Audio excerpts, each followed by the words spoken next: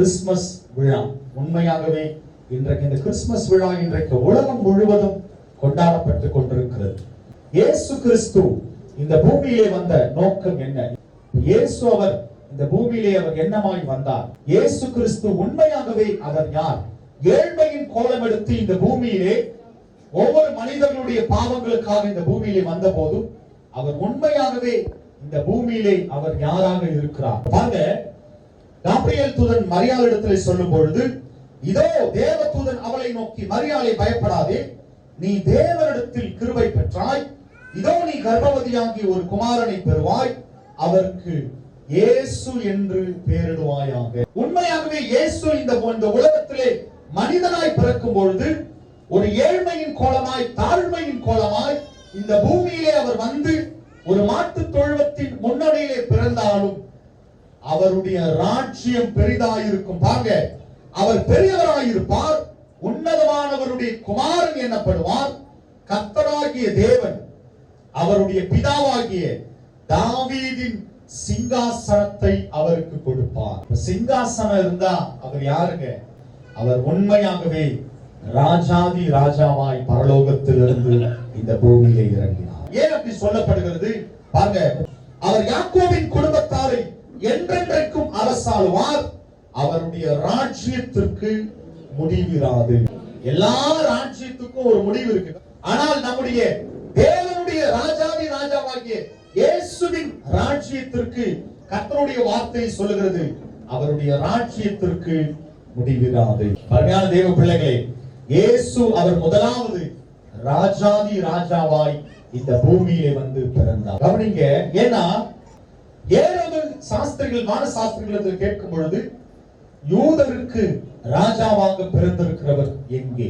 தேவனுடைய வார்த்தை, அவருடைய அதிசயங்கள், தீர்க்க தரிசன வார்த்தைகள் நிறைவேறும்படியாய் இப்படிப்பட்ட காரியம் உண்டானது.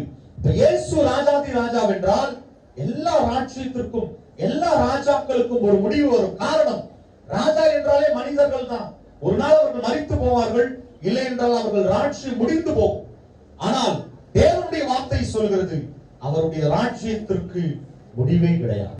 ஏன்னா அவர் சொல்லும் போது அப்படிதான் சொல்றார், நான் ஆல்பாவும் ஒமேகாவுமாய் இருக்கிறேன். அப்படின்னா என்ன அர்த்தங்க? அவருக்கு தொடக்கமும் கிடையாது, முடிவும் கிடையாது. அவர் என்றைக்கும் மரித்து போகிறவரும் அல்ல, என்றைக்கும் அவர் முடிவுள்ளவரும் அல்ல. ஆமென் சொல்லுவோமே. தொடக்கமும் அவர்தான், முடிவும் அவர்தான். ஒருவராய் சாவாமை உள்ளவர், என்றைக்குமே நிலைத்திருக்கிறவர், என்றைக்குமே உயர்ந்திருக்கிறவர். அருமையான தேவ பிள்ளைகளே, அப்ப இயேசு ராஜாதி ராஜாவாய் இந்த பூமியிலே வந்த போதும் அவர் தாழ்மையின் கோலமாய் மாட்டு தொழுவத்தின் முன்னணியிலே. நல்ல கவனிங்க, இயேசு இந்த பூமியிலே எப்படி வாழ்ந்திருப்பார்? ஒரு ஏழை குடும்பத்துல ஒரு ஏழையாய் இந்த பூமியிலே அவர் வாழ்ந்திருக்கிறார். கவனிங்க, பரலோக ராஜ்யத்திலே தேவனுடைய குமாரன் என்று சொல்லப்படுகிற அவர் இந்த பூமியிலே ராஜாதி ராஜாவாய் இருந்த போதும் இந்த பூமியிலே ஒரு சாதாரண ஒரு தச்சனுடைய மகனாய் இந்த பூமியிலே வந்து பிறந்து ஏழையின் கோலமாய் தாழ்மையின் கோலம் எடுத்தது காரணம், உங்களையும் என்னையும் அவர் நேசித்தது. நம்மை நேசித்ததனால் மாத்திரமே இந்த காரியங்களை எல்லாம் கர்த்தர் செய்திருக்கிறார். பாருங்க, உண்மையாகவே இயேசு முதலாவது ராஜாதி ராஜாவாய் இந்த பூமியிலே வந்து பிறந்தார். இரண்டாவது காரியம், அதிசயமானவராய் இயேசு இந்த பூமியிலே வந்து பிறந்தார். அதிசயமானவர். என்ன அதிசயமானவர்? இந்த வார்த்தைக்கு, இந்த நாமத்திற்கு தகுதி உள்ள பூமியில மாத்திரமல்ல, கவனிங்க, அந்த சராசரங்களிலும் அதிசயமானவர் என்கிற நாமத்திற்கு ஒரே தகுதி உள்ளவர் இயேசு ஒருவர் மாத்திரம்தான். ஆமென் சொல்லுங்க. ஏன்னா அதிசயமானவர் இயேசு. எப்படி அந்த அதிசயம் விளங்க பெற்றது? பாருங்க, வாசிங்க அந்த வசனத்தை. ஏசாயா 9:6 வாசிப்போம்.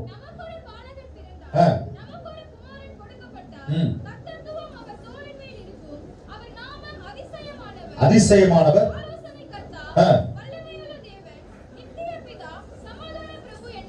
பாருங்க, அவருடைய நாமம் அதிசயமானவர். அப்ப தீர்க்கதரிசிகளால் சொல்லப்பட்ட வார்த்தை நிறைவேறும்படியாய் அதிசயமானவர் என்ற வார்த்தைக்கு தகுதி உள்ளவர், அந்த வார்த்தைக்கு உண்மையான அர்த்தத்தின் காரியம் இயேசு ஒருவர் மாத்திரமே. இதற்கு என்ன காரணம்ங்க? அவருடைய பிறப்பிலேயே இயேசு அதிசயத்தை காண்பித்தார். ஒரு கன்னியினுடைய வயிற்றிலே இயேசு கிறிஸ்து பிறந்தார் என்றால் இந்த பூமிக்குரிய மாம்சத்தில் அல்ல, அவர் தேவனுடைய ஆவியாய் இருப்பதனாலே அவருடைய இயேசு பிறப்பிலேயே அவர் அதிசயத்தை வெளிப்படுத்தினார். வான சாஸ்திரிகள் ஏரோது ராஜாவிடத்தில் கேட்கும் பொழுது, யூதருக்கு ராஜாவாக பிறந்திருக்கிறவர் எங்கே? எப்படின்னா பாருங்க, ஒரு ராஜா பிறக்கும் பொழுது வானத்திலே ஒரு குறிப்பிட்ட நட்சத்திரம் தோன்றும். அந்த நட்சத்திரம் தோன்றினாலே இந்த பூமியிலே ஒரு ராஜா ஒருவர் பிறந்திருக்கிறார் என்று அர்த்தம். அந்த கிழக்கிலே தோன்றின நட்சத்திரத்தை கண்டு பணிந்து கொள்ள வந்தோம். இந்த பூமியிலே யூதருக்கு ராஜாவாக பிறந்திருக்கிறவர் எங்கே என்று வான சாஸ்திரிகள் ஏரோது ராஜாவினிடத்திலே கேட்கும் பொழுது, ஏரோது ராஜா, நீங்கள் போய் திட்டமாய் பிள்ளை குறித்து விசாரியுங்கள் என்று அனுப்பிவிட்டார். ஆனா எங்க இருக்கிறாரு, எந்த இடத்துல குழந்தை பிறந்திருக்கு, ராஜா எங்க பிறந்திருக்கிறார் என்று எந்த விவரமும் தெரியாது. இதோ அவர்கள் கிழக்கே கண்ட நட்சத்திரம் பிள்ளை இருந்த ஸ்தலத்திற்கு மேல் வந்து நிற்கும் வரைக்கும் அவர்களுக்கு முன் சென்றது. அல்லேலூயா. கவனிங்க, இயேசு பிறக்கும் போதே அவர் அதிசயத்தை வெளிப்படுத்தினார். பிறந்த தினவோ மாட்டு தொழுவத்துல, இடம் கிடைக்காம மாட்டு தொழுவத்துல பிறந்தாலும் அவர் ராஜாதி ராஜாவாய், அவர் தேவனுடைய குமாரன் என்பதை அவர் பிறப்பின் அதிசயத்தின் மூலமாய் இயேசு வெளிப்படுத்தினார். அப்ப இயேசு அதிசயமானவர் என்பதற்கு இந்த ஒரு ஆதாரம் மிக முக்கியம். காரணம், அவர் அதிசயமானவர் என்பதற்கு இயேசு பிறக்கும் போதே அதிசயத்தை வெளிப்படுத்தினார். அவருடைய ஜீவியத்திலே இயேசு அநேக அற்புதங்களை இந்த பூமியிலே மனிதர்களிடத்திலே அவர் செய்திருக்கிறார். இயேசு மரிக்கும் போது அதிசயத்தை காண்பித்தார். இந்த பூமியிலே எந்த தெய்வமும் செய்ய முடியாதது, மரித்து 3ஆம் நாள் உயிர் தெழுந்தார். அவர் மரணத்திலும் இயேசு அதிசயத்தை காண்பித்தார். அருமையான தேவ பிள்ளைகளே, அப்போ அவர் நாமம் அதிசயமானவர் என்று சொல்லப்படும் போது இயேசு ஒருவர் மாத்திரமே அந்த நாமத்திற்கு தகுதி உள்ளவர், உண்மையான நிச்சயம் உள்ளவர். அவர் மாத்திரம்தான் அந்த அதிசயமானவராய் இந்த பூமியிலே வந்து பிறந்தார். மூன்றாவது காரியம், சரித்திர நாயகன் நம் இயேசு. சரித்திரத்தை இரண்டாக பிரித்தது இயேசு ஒருவர் மாத்திரமே. இது இந்திய தேசத்துல மாத்திரம் இல்ல, கவனிங்க, உலகம் முழுவதும் சரித்திரத்தை இரண்டாக தான் பிரித்து கவனிங்க. உலகம் முழுவதும் உள்ள சரித்திரத்திலே இயேசுவுக்கு முன் இயேசுவுக்கு பின் என்றுதான் வரலாறுகள் சரித்திரங்கள் பிரிந்து கிடக்கிறது. இந்த பூமியிலே யாராய் இருந்தாலும், எந்த மனித குலமாய் இருந்தாலும், என்ன கோத்திரம், என்ன ஜாதியாராய் இருந்தாலும், சரித்திரத்தின் மூலமாக தான் இந்த பூமியில் உள்ள வரலாறுகளை நாம் அறிந்து கொள்ள முடியும். என்றால் அந்த சரித்திரத்திலே மிக முக்கியமானவர் ஆண்டவராகிய இயேசு கிறிஸ்து. அல்லேலூயா. சரித்திர நாயகனாக இந்த பூமியிலே வந்து இயேசு என்றைக்கு பிறந்தாரோ அன்றைக்கே பாருங்க, இயேசுவுக்கு முன் இயேசுவுக்கு பின் என்று இந்த சரித்திரங்கள் இன்றைக்கு புரிந்து கிடக்கிறது.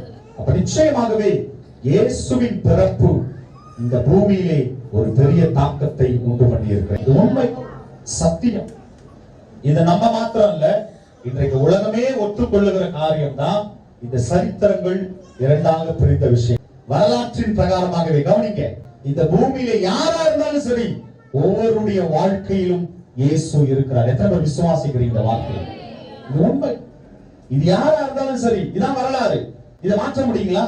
இன்றைக்கு இயேசு கிறிஸ்து ஏன் இந்த கிறிஸ்துமஸ் விழா இன்றைக்கு உலகம் முழுவதும் கொண்டாடப்படுகிறது என்றால், அவர் கிறிஸ்தவர்களின் தெய்வம் அல்ல, அகில உலகத்திற்கும் ஒரே ஆண்டவர் இயேசு கிறிஸ்து. அவர் ஒரு மதத்திற்கோ மார்க்கத்திற்கான தெய்வம் அல்ல, மதத்தை மாற்றுவதற்கோ மார்க்கத்தை தோற்றுவித்த தெய்வம் அல்ல. இந்த பூமியில் இருந்து மனிதன் பாவத்திலிருந்து பரலோகத்தில் போவதற்கான வழியை நமக்கு காண்பித்தவர் ஆண்டவராகிய இயேசு கிறிஸ்து. கவனிங்க, இப்ப இயேசு கிறிஸ்துவினுடைய சிறப்புகள் எப்படி இருக்கிறது? இயேசு கிறிஸ்து இந்த பூமியிலே உண்மையாகவே அவர் எதுக்குதான் வந்தார்? இயேசு கிறிஸ்து இவ்வளவு தாழ்மையின் கோலம் எடுத்து ஒரு ஏழையின் வீட்டிலே இவ்வளவு கஷ்டப்பட்டு இந்த பூமியிலே அவர் பிறக்கிறதற்கான நோக்கம் என்ன? எல்லா ஜனத்துக்கும் மிகுந்த சந்தோஷத்தை உண்டாக்குவதற்காக தான் இயேசு இந்த பூமியிலே வந்தார். கவனிங்க, எல்லா ஜனத்துக்கும் மிகுந்த சந்தோஷத்தை உண்டாக்குகிற நற்செய்தியை இன்று நீங்கள் கேட்பதற்காக தான் இந்த கிறிஸ்துமஸ் விழாவுக்கே வந்திருக்கீங்க. ஆமென் சொல்லுவோமே. இந்த பூமியிலே சமாதானத்தை கெடுத்து சந்தோஷத்தை ஒன்றுமில்லாமல் பிசாசு மாற்றி வைத்திருந்தான். அருமையான தேவ பிள்ளைகளே, அப்போ இயேசு கிறிஸ்து என்றைக்கு இந்த பூமியிலே பிறந்தாரோ அந்த முதல் கிறிஸ்துமஸ் நற்செய்தி எப்படியா இருந்தது? இதோ எல்லா ஜனத்துக்கும் மிகுந்த சந்தோஷத்தை உண்டாக்குகிற நற்செய்தி தான். அருமையான தேவ பிள்ளைகள், இந்த பூமியிலே ஒவ்வொரு மனிதர்களுடைய வாழ்க்கையிலும் அவர்கள் இருதயத்திலும் சமாதானத்தையும் சந்தோஷத்தையும் உண்டாக்கும்படியாகவே இயேசு இந்த பூமியிலே வந்து பிறந்தார். இயேசு கிறிஸ்து பிறந்ததின் நோக்கமே எல்லா ஜனத்துக்கும், கிறிஸ்தவர்கள் ஒரு மார்க்கத்தை சேர்ந்தவர்கள் அல்ல, இந்த பூமியிலே பிறந்த ஒவ்வொரு மனிதன் என்று சொல்லப்படுகிற ஒவ்வொருவருக்கும், எல்லா ஜனத்துக்கும் மிகுந்த சந்தோஷத்தை இயேசு உண்டாக்க பிறந்தார். இந்த பூமியிலே வந்து இயேசு பிறந்ததற்கான முக்கிய நோக்கம் அவர் பாவத்தை, சாபத்தை நொறுக்கும்படியாய், உடைக்கும்படியாய் அவர் வந்து பிறந்தார். அன்றைக்கு ஏதேன் தோட்டத்திலே அந்த பாவம் உண்டானது. முதல் மனிதனாகிய ஆதாம் ஏவாளிடத்திலே அந்த பாவத்தினால் உண்டான சாபம் அவர்களை தொடர்ந்தது. எப்படி? தேவனாகிய கர்த்தர் சொல்லும் போது, பின்பு அவர் ஆதாமை நோக்கி, நீ உன் மனைவியின் வார்த்தைக்கு செவி கொடுத்து புசிக்க வேண்டாம் என்று நான் உனக்கு விலக்கின விருட்சத்தின் கனியை புசித்தபடினாலே பூமி உன் நிமித்தம் சபிக்கப்பட்டது. ஏதேன் தோட்டத்திலே கீழ்ப்படியாமை என்கிற பாவத்தினால் உண்டான சாபம் அந்த முதல் மனிதராகிய ஆதாம் ஏவாளிடத்திலே பிறந்தது. அன்றைக்கே உருவாம். அருமையான தேவ பிள்ளைகளே, இந்த பாவம் நாட்கள் பெருக பெருக தேவ பிள்ளைகள் இருந்தாலும் ஒவ்வொரு இடத்திலும் பாவமும் சாபமும் பெருகிக் கொண்டிருந்தது. கவனிங்க, அநேக தீர்க்கதரிசிகள், தேவனுடைய ஊழியக்காரர்கள் வந்த போது இந்த பாவத்திற்கு ஒரு விமோசனம் இல்லாமல், இந்த பாவத்திற்கு ஒரு முடிவில்லாமல் இருந்தது. ஆனால் என்றைக்கு இயேசு கிறிஸ்து இந்த பூமியிலே உருவானாரோ, கவனிங்க, அது ரொம்ப முக்கியமான விஷயம். கர்த்தர் சொல்லிட்டாரு, நீ இந்த தோட்டத்தில் இருக்கிற எல்லா கனியையும் புசிக்கலாம், ஆனா நான் உனக்கு விலக்கி இருக்கிற இந்த நன்மை தீமை அறியத்தக்கதான அந்த விருட்சத்தின் கனியை புசிக்க வேண்டாம். அன்றைக்கு ஒரு விருட்சத்திலே, ஒரு மரத்திலிருந்து பாவம் ஆரம்பித்திருக்கிறது. ஏன்னா தேவனாகிய கர்த்தர் அது சொல்லி இருக்கிறார், இந்த மரத்திலிருந்து இந்த கனியை நீ புசிக்க வேண்டாம், அதை சாப்பிடுகிற நாளிலே சாகவே சாவீர்கள். உண்மையாகவே அன்றைக்கு அந்த கீழ்ப்படியாமையினாலே பாவம் உண்டானது. அந்த பாவத்தினால் உண்டாகிற சாபமும் அவர்களை தொடர்ந்து கொண்டிருந்தது. நல்லா கவனிங்க, இன்றைக்கு இந்த கிறிஸ்துமஸ் மரம் வைக்கிறோம். எதுக்கு மரம் வச்சிருக்கு? எல்லா வீட்ல வச்சிருக்கு. எதற்காக இந்த கிறிஸ்தவர்கள் இந்த கிறிஸ்துமஸ் நாள்ல இந்த ஒரு மரத்தை வச்சுட்டு எதுக்கு இந்த லைட் எல்லாம் போட்டு எதுக்கு இதெல்லாம் செய்து கொண்டு இருக்காங்க?